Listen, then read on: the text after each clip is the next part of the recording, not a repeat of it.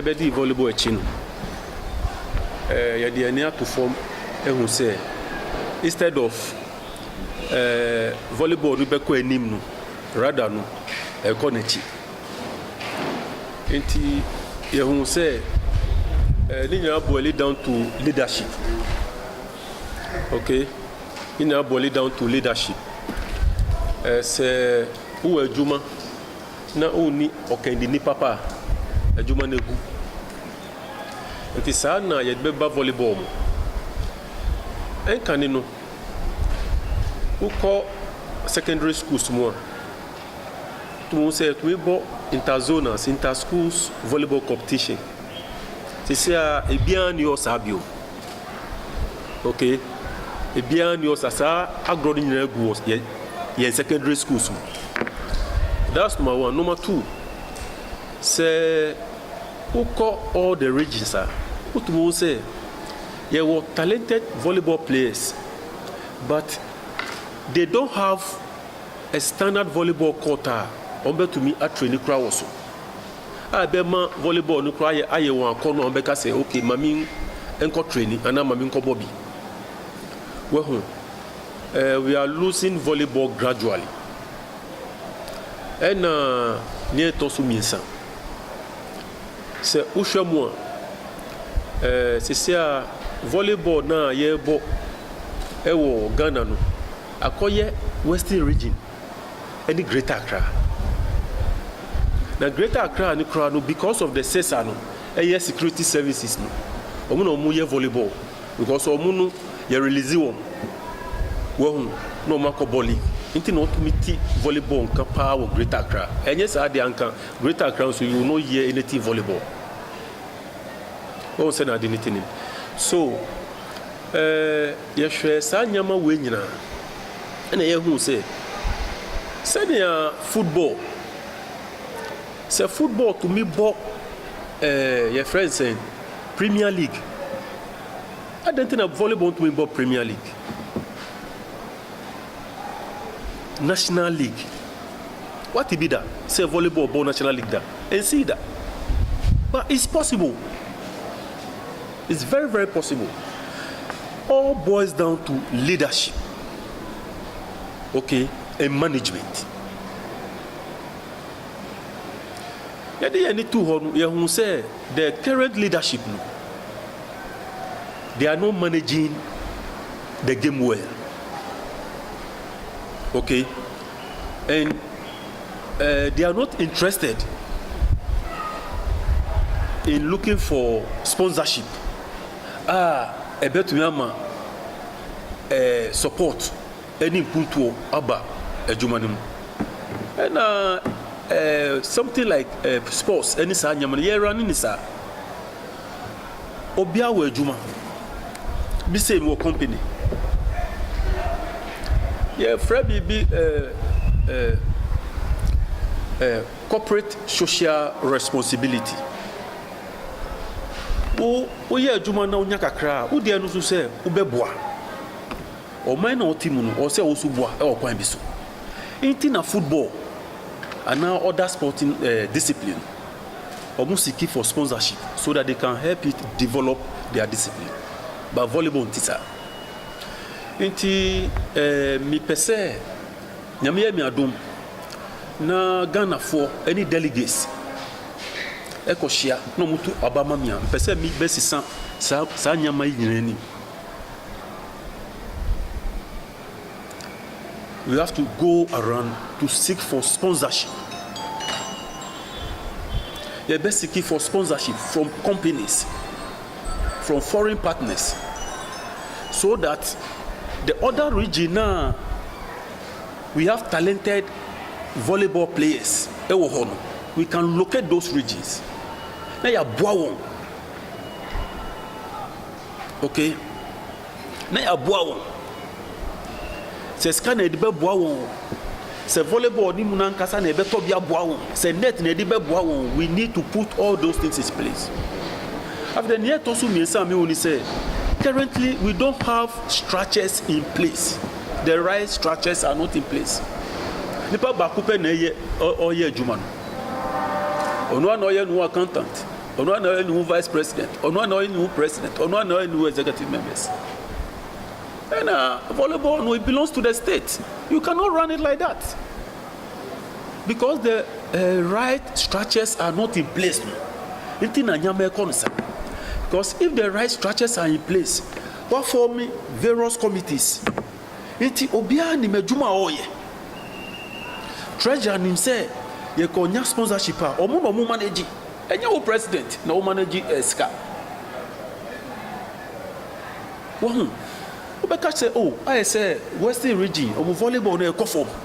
Nti mu ma ye ko boa wo na yem standard volleyball court ma wo. Ye free clubs na wo ho nyina. Na e bisa wo den na omu pe. E den na ehia wo. Say justice sir, say volleyball sir, you can look for sponsorship to help them. But the structures are not in place. What they are saying, nti ama volleyball no e wo Ghana. Therefore, if we come on board, these are some of the things we want to put in place. Set up all the various committees, put the right structures in place so that it will work by itself. The number one priority is to build a gym, a multi-purpose hall. Senebeya, Ghana volleyball, and Ghana volleyball because multi-purpose hall, to me, anya best 4 or 5 disciplines. A bit Ghana volleyball, and by extension, we be other disciplines. Okay, Yami Adumna Yeba Yebesi Binsa.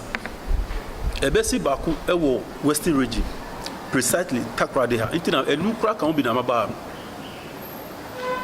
Many regional executive no aye meeting. Ombe locate Asasia, Yedbesa Anyaman. Yebesi Baku Accra. Many Mr. Sakakui Anya Nkomobo, Director Technical, Ghana National Sports Council. National Sports Authority, sorry. Onu akache wa show me say omu asasi all around the airport. Ye besi bakusu onof. Ade we American enye mi bottom sika na mi dibeye. Wo you see eye ni so ade hu. If you have that vision, you can achieve it. I have a lot of partners. I call some of them. They came to Ghana. They are in big oil companies. You see, my friend, when they came, and I sat down with them. Let me catch them and say, I want to contest for presidency of Ghana Volleyball Association. But me yamumwa. I'm say Mwabe, and I say, Ghana, you were talented players from school to all the regions.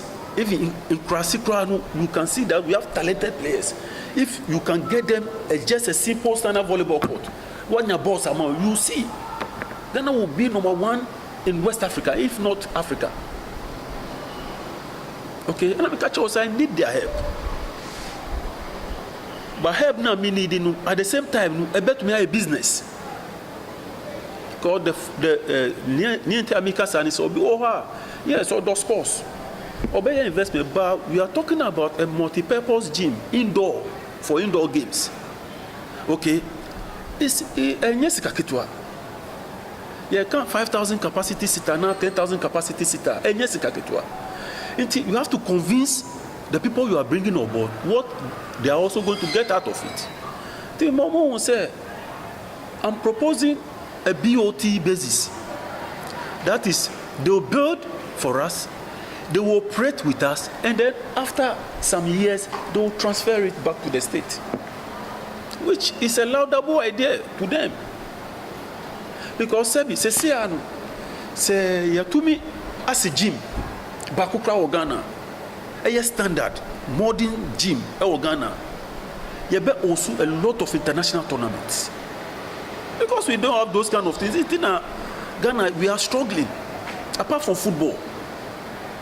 But if you have this multi-purpose gymnasium now, we can host international tournament.